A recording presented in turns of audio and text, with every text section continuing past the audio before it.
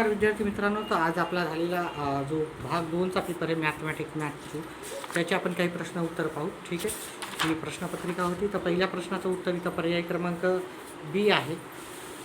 दुसऱ्या प्रश्नाचं उत्तर आपल्याला इथं पर्याय क्रमांक सी येईल.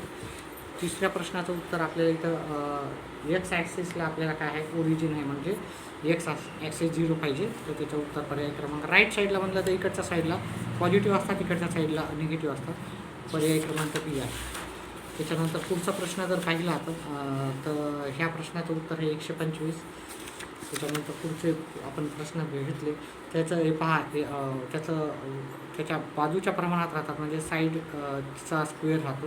9चा स्क्वेअर 25 येतो आणि याचा 3चा स्क्वेअर 9 आणि 5चा स्क्वेअर 25.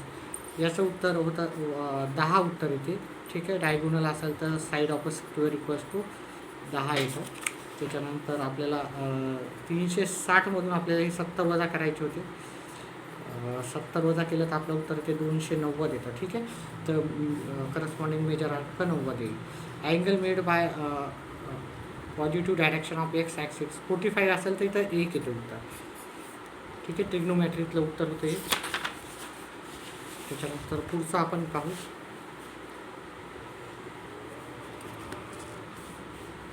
पुढच्या प्रश्नाचं उत्तर हे आपल्याला इथं पी क्यू दिलं, आपल्याला हे कंप्लीट करायचं होतं. तर टँजंट आपल्याला टँजंट सिकंड थेरम होतं.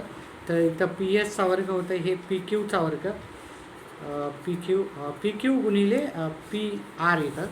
त्याच्यानंतर इथं पी क्यू दिलेलं होतं तुमचं 3.6. ह्या दोघांची जर बेरीज केली की ती 10. ह्या दोघांचा गुणाकार केला तर 36 ऑलरेडी दिलेला आहे, आणि 36चं वर्गमूळ घेतलं तर उत्तर 6 येते.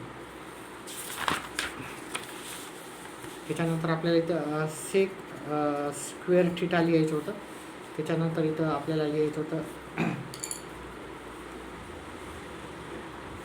याचं व्याल उत्तर दिले 25/7चा वर्ग होता. 25/7चा वर्ग. आता इथे 1 लिहायचं होतं. त्याच्यानंतर आपलं उत्तर आलं असतं इथे ह्या 24चा वर्ग आहे आणि ह्या 7चा वर्ग आहे, उत्तर झाला असतं. त्यानंतर पुढचा प्रश्न जो होता आपला, त्याच्यामध्ये आपण जर पाहिलं इथं 7चा वर्ग 49 लिहायचं होतं. त्याच्यानंतर शेडेड रिजनचं पाहिजे तर मग आपल्याला काय करायचं होतं, एरिया ऑफ अ स्क्वेअर लिहायचं होतं. एरिया ऑफ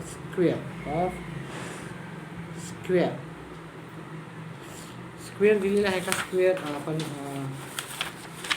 इथं ABCD लिहायचं होतं. Area of a square ABCD, आणि इथं लिहायचं होतं एरिया ऑफ DAXC असं लिहायचं होतं, DAXC आपल्याला. त्याच्यानंतर आपल्याला इथं दिलेलं होतं, आपल्याला इथं काढायचं होतं, याचं उत्तर आलं असतं 10.5.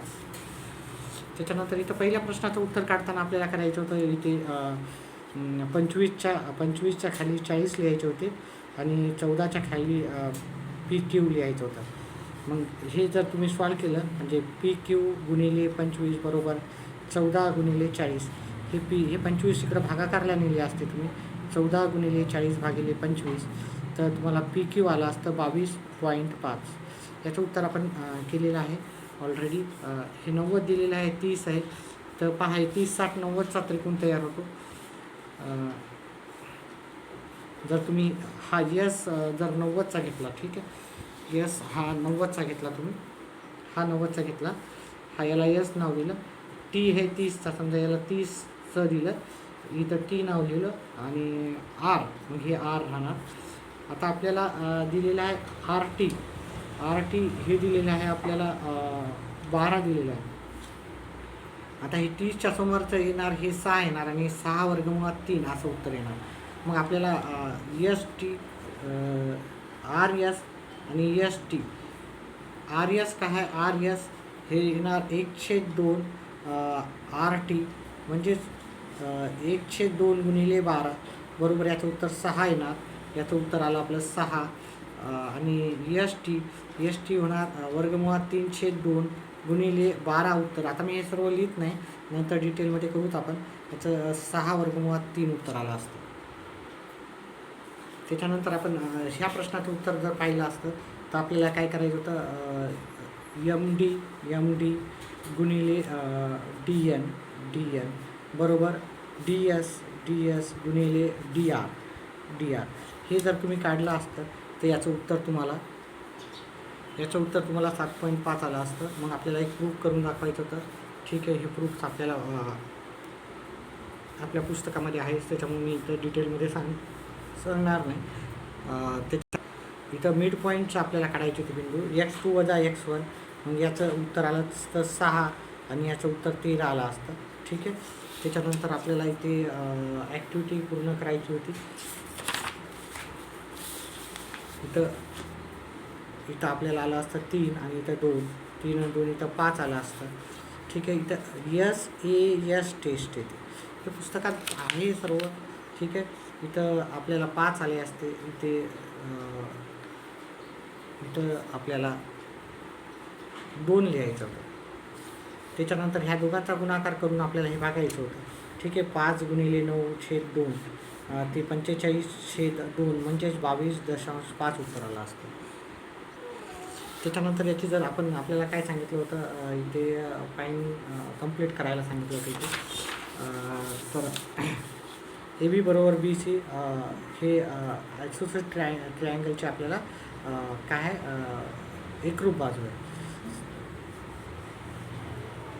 साईड अपोजिट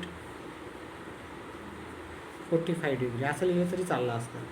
BAC आपल्याला 45 डिग्रीचं आहे. मग आपल्याला इथे लिहायचं होतं 1/2. मी हे सांगितलं होतं तुम्हाला, इथं वर्गमुळात 8 लिहायचे होते. इथं वर्गमुळात 2 आणि तर इथं आला असतं 2. पायथागोरसमध्ये आहे हे. त्याच्यानंतर बाकीचे उत्तर आपण डिटेलमध्ये जेव्हा आपण व्हिडिओ करू तेव्हा तुम्हाला सांगणारच आहे. सध्या त्याला एवढंच डिटेलमध्ये लाईव्ह क्लासेसचा माझा मोठा व्हिडिओ राहणार आहे, त्याच्यामध्ये मी सर्व प्रश्नाचे उत्तर डिटेलमध्ये सांगणारच आहे. तर व्हिडिओ आवडल्यास व्हिडिओला लाईक आणि चॅनलला सबस्क्राईब करा. व्हिडिओ पाहिल्याबद्दल धन्यवाद. आपला दिवस शुभ राहो.